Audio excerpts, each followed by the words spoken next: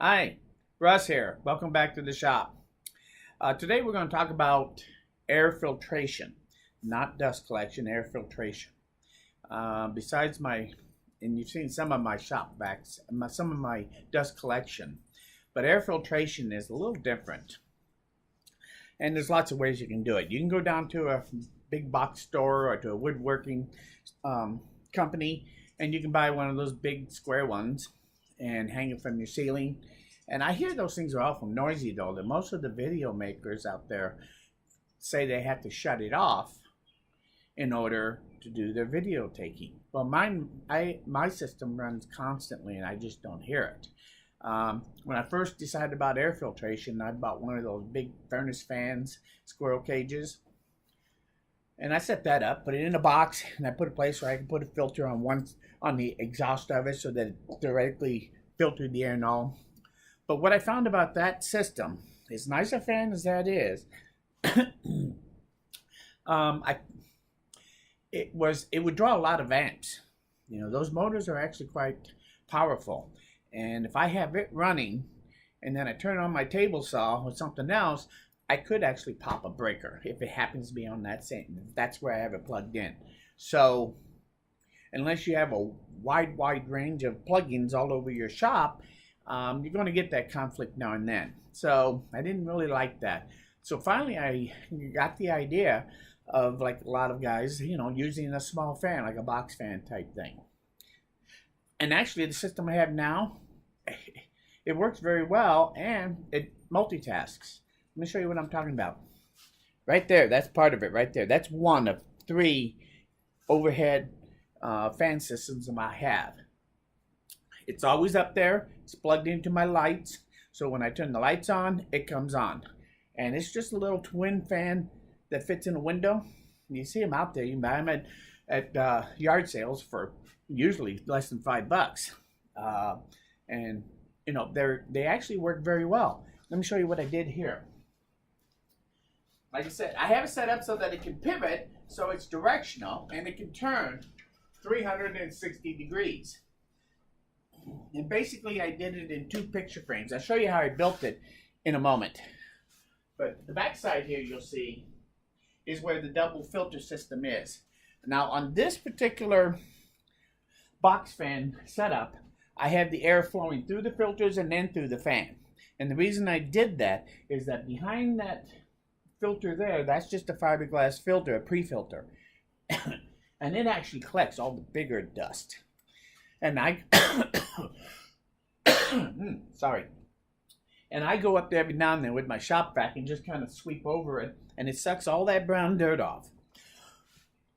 And the fan inside stays cleaner a lot longer as a result.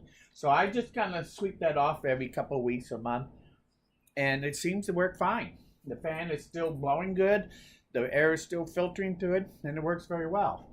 But also, I can take the bottom panel off.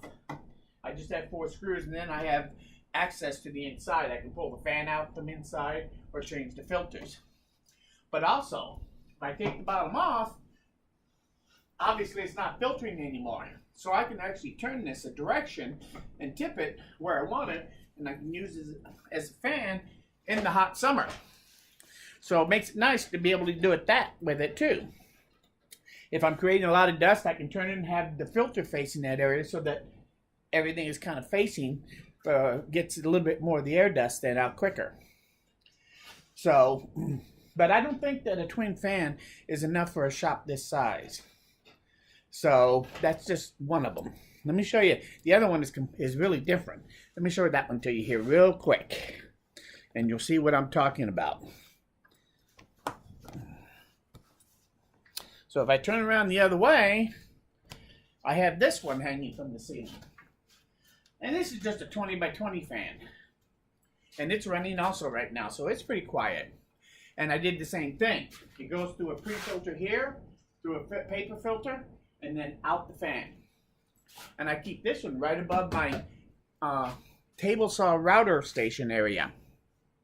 So it kind of helps this area. When I built this, the pedestal, I also have up here to be able to pivot this fan so I could actually adjust the angle about 15 degrees in either direction. And it's actually just hanging up there on a piece of plywood, and I can actually take this off of up there if I want, set it on the floor, and it becomes a floor fan. So I can set it anywhere I want. Takes me just a couple seconds to take the filters out, and so I can use that one as a fan on the floor to keep cool, or leave the filters in it and use it to filter close to where I'm working and creating a lot of dust, like hand sanding and that sort of thing. So this thing actually can be used in 3 different ways. And it's directional. I can leave it up here, use it as a cooling fan, but I can also turn this thing 360 degrees. So I can actually make this a cooling fan in my shop. If I have both shops fans blowing, they're pointing toward my workbench, it actually stays pretty cool over there, even if I don't have the air on. So on a hot day. Excuse me. So this is my second one. And these two run all the time. This one's plugged into my lights, just like the other one. So I don't think about it. I come in, turn the lights on in the shop, and they go on, and they stay on the whole time my lights are on. And ever since I put these two up, I don't get that dust film like I used to in the shop. And it's on all the stuff and on the flat surfaces, the shelves. I don't get that like I used to. So they must be doing a job pretty well. So as you can see, I have 2 fans, and that takes up most of my fan and my air filtration. But I have a third one. And this one's a little different than anything else. And this one is a multitasker too. This is just the fan here. And you've seen these. This is a Stanley fan. This part, the air coming out is directional. You can turn it so that you can change the direction.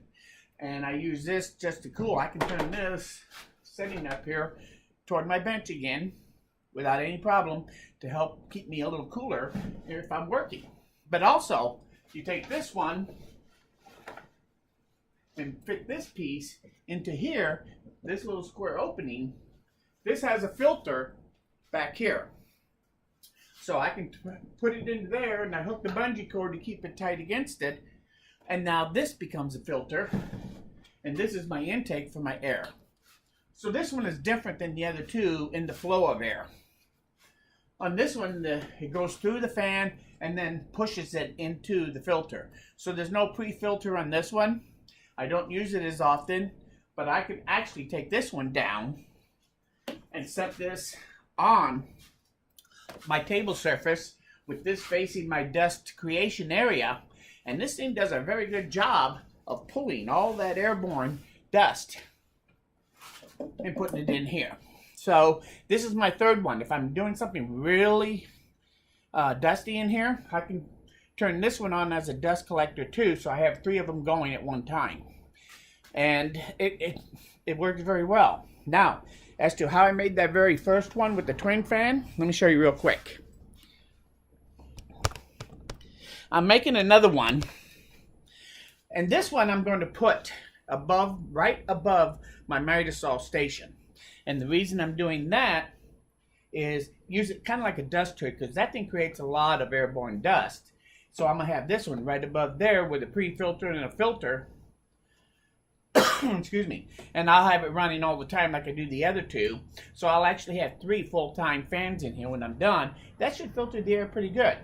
But the way I make this, it's another one of those twin fans. But it's like a door panel, stiles and rails. I make it to the size of my fan. And then I put little blocks here to hold it in place. And then I build a box. Oh, well, I don't even build a box. I just take a piece of plywood 8 inches in width, and I pocket screw one here, pocket screw one here, and one over there, and you have 3 sides, and this creates it into a box. Then when you put the bottom on, you make that your back frame. You put your filter in it, however you're going to set that up. And this one in particular, I would probably still blow the air through a pre-filter so I can keep that cleaner. And then once you get this set up, your access will be back here.